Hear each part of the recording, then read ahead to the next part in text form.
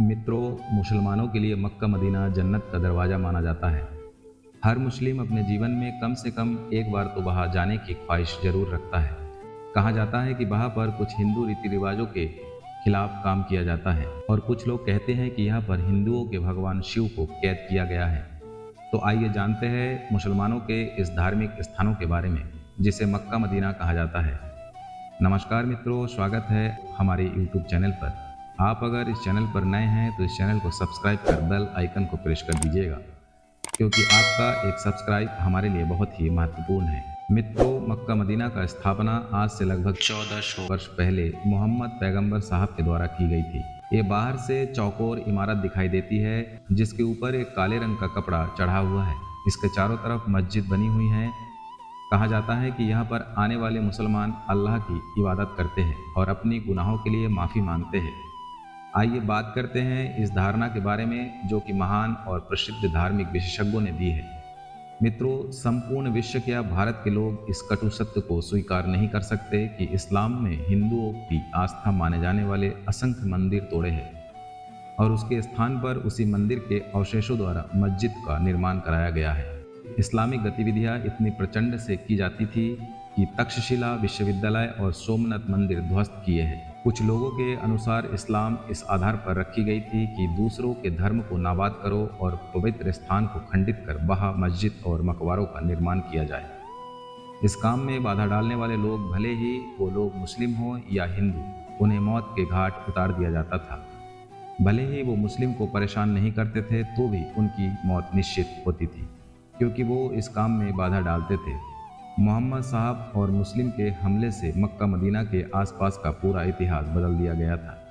बड़े ही एक प्रसिद्ध विशेषज्ञ पीएन नुक्के के अनुसार इस्लाम तलवार पे बना हुआ धर्म है और इसका अंत भी उसी से होगा। और उन्होंने सिद्ध कर दिया था कि मक्केश्वर शिवलिंग ही हज अवसद है।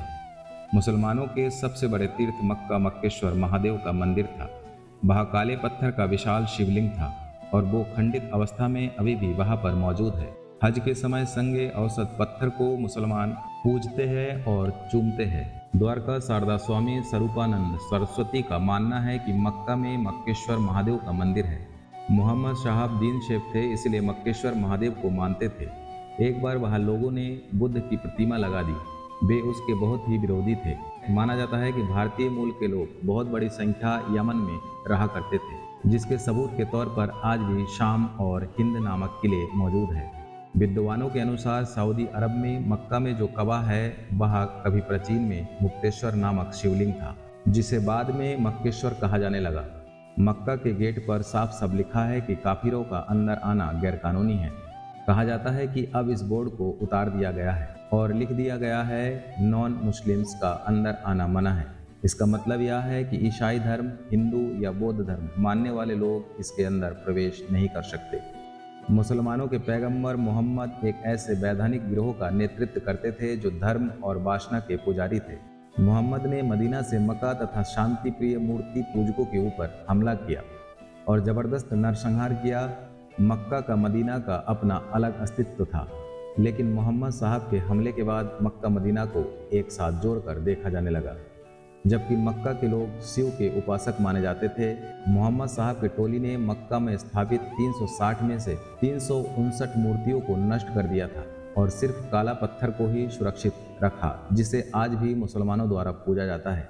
उसके अलावा अलगोजा, लावा और मन्नत के 3 देवियों को नष्ट करने के आदेश भी मोहम्मद साहब ने दिया था और यही वजह है कि आज उन मंदिरों का नामो निशान तक नहीं है। मित्रों, हिसाम इल-करवी के पेज संख्या 25 और 26 के अनुसार इतिहास में एक किसी हिंदू मंदिर पर सबसे पहला इस्लामिक आतंकवादी हमला था। उस काला पत्थर पर आज भी मुसलमान श्रद्धालु अपना शीश झुकाते हैं।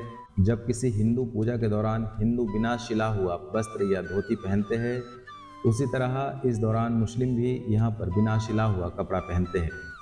इस काले पत्थर पर शीश झुकाते हुए मुस्लिम लोग हमेशा अल्लाह से इबादत करते हैं। जिस प्रकार हिंदू की मान्यता होती है कि गंगा की पानी शुद्ध होता है, ठीक उसी प्रकार मुस्लिम जमजम के पानी को पाक मानते हैं। जिस प्रकार हिंदू लोग गंगा स्नान करने के बाद इस पानी को भरकर घर ले जाते हैं, ठीक उसी प्रकार मुस्लिम भी जमजम के पानी को स्नान करके इस पानी को अपने घर ले जाते हैं। मित्रों, ये भी एक समानता है कि मुस्लिम लोग गंगा को पाक मानते हैं और इसकी आराधना किसी न किसी रूप में जरूर करते हैं। मित्रों, प्रख्यात प्रसिद्ध इतिहासकार PN ओके ने अपनी पुस्तक वैदिक विश्व राष्ट्र इतिहास में समझाया है कि मक्का के उस इलाके में इस्लाम के आने से पहले यहाँ पर मूर्तियों की पूजा होती थी। हिंदू देवी देवताओं के मंदिर से गहन खोज करने के बाद उन्होंने ये दावा किया है कि काबा में भगवान शिव ज्योतिर्लिंग है। मोहम्मद पैगंबर ने मूर्ति वहाँ की तोड़ी थी। हज करने वाले काबा पूर्वी कोने पर जड़े हुए काले पत्थर को पवित्र मानते हैं, जो कि हिंदुओं का पवित्र शिवलिंग हुआ करता था। मित्रों, वास्तव में इस्लाम से पहले मिडिल ईस्ट में बेगम जान जाती रहती थी और वो हिंदू रीति रिवाज को मानती थी। एक प्रसिद्ध मान्यता के अनुसार काबा में एक पवित्र गंगा है जिसका निर्माण महापंडित रावण ने किया था। मित्रों, आपको याद होगा कि रावण भगवान शिव का भक्त था। वह शिव के साथ गंगा और चंद्रमा का भी पूजा करता था। उसको ये बहुत अच्छे से पता था कि कभी भी शिव को गंगा से अलग नहीं किया जा सकता। मतलब जहाँ भी शिव होंगे वहाँ गंगा निश्चित ही मौजूद होगी। ठीक उसी प्रकार काबा के पास ही पवित्र झरना पाया जाता है, जिसका पानी आज भी पवित्र माना जाता है। इस्लामिक काल से पहले भी ये पवित्र झरना पवित्र ही माना जाता था। मित्रों, रावण की तपस्या से प्रसन्न होकर भगवान शिव ने रावण को एक शिवलिंग प्रदान किया, जिसे लंका में स्थापित करने का उन्होंने आदेश भी दिया। बाद में जब रावण आकाश से श्रीलंका की तरफ बढ़ रहा था, परंतु रास्ते में कुछ ऐसे हालत बने कि रावण को शिवलिंग धरती पर रखना पड़ा।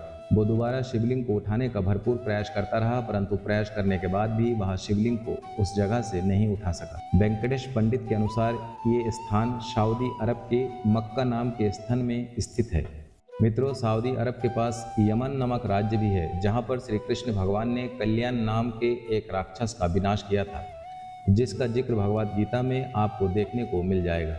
मित्रों, ये वही जगह है जहाँ पर आज मक्का मदीना धार्मिक स्थल बना हुआ है। मित्रों, ये कहानियाँ व कथाएँ पौराणिक है। इन बातों में कितनी सच्चाई है व कितना झूठ है ये तो हम नहीं जानते, परंतु हम ये जरूर जानते हैं कि हर धर्म से पहले इंसानियत आती है, और इंसानियत वही होती है जहाँ हर धर्म, हर जाति, हर मनुष्य को एक समान समझा जाए। मित्रों, धर्म चाहे कोई भी हो, वह सिर्फ हमें ये सिखाता है इंसानियत। मित्रों, आज के लिए बस इतना ही। अगर आपको ये वीडियो अच्छा लगे तो चैनल को सब्सक्राइब कर बेल आइकन को प्रेस कर दीजिएगा, क्योंकि आपका एक सब्सक्राइब हमारे लिए बहुत ही महत्वपूर्ण है।